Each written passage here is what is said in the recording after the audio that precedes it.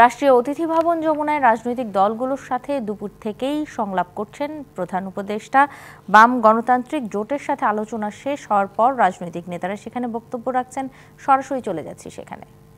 একটা যে সংস্কার একটা খুবই প্রথম গুরুত্ব দিয়ে বলেছেন যে পূজার সামনে আছে, সেই পূজার ব্যাপারটা যাতে এই সম্প্রদায়ের মানুষ যথাযথভাবে শান্তিপূর্ণভাবে পূজাটা সম্পন্ন করতে পারে এবং তার সাথে সাথে শিল্প এলাকায়, বিশেষ করে গার্মেন্টস এলাকায় যে অসন্তোষটা তৈরি করা হচ্ছে ওনাদের মতে, এগুলোর ব্যাপারে আমরা কী করছি সেটা বলছি, আর কি করা উচিত সেটা আপনারা বলবেন।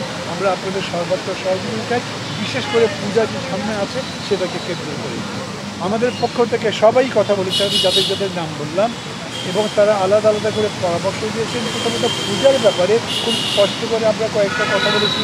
আমাদের যা সহযোগিতা করতে হয় আমরা সব রকম সহযোগিতা করব, দরকার লাগলে জনগণের সঙ্গে মিশিয়ে তাদেরকে সাথে নিয়ে যাতে অনুষ্ঠানটা ভালো হয় সেই চেষ্টা করব।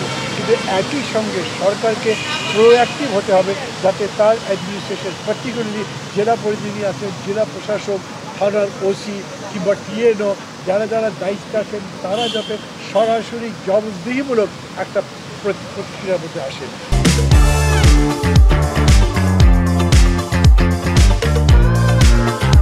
তারা বেশিরভাগ সময় দেখা গেছে অতীতে কোথাও ঘটনা ঘটে গেছে, কিন্তু যিনি সংশ্লিষ্ট কর্তৃপক্ষ ছিলেন তিনি কোনো কাজই করেনি। এইবার এটা হতে পারবে না। আগেই তাদেরকে জানিয়ে দেওয়া হোক যে যদি কোনো ধরনের ঘটনা ঘটে এবং এই ব্যাপারে তার যদি কোনো অবহেলা পাওয়া যায় তাহলে তার বিরুদ্ধে শাস্তিমূলক ব্যবস্থা নেওয়া হবে, যাতে তিনি আগে থেকে সতর্ক হন।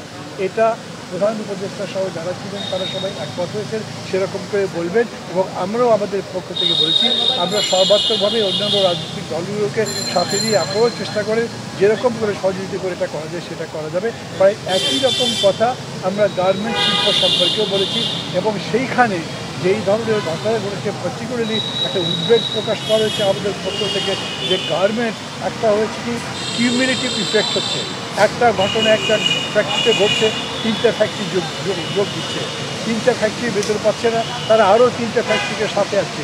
এটা যদি চলতে থাকে, প্রায় 5 ব্যাপী একটা বিক্ষোভ চলছে, এটার impact on the international trade wise খুবই খারাপ হতে পারে। তাতে করে দেখা যাবে যে সামগ্রিকভাবে এটা আরও বেশি বিস্তৃত হতে পারে, যাতে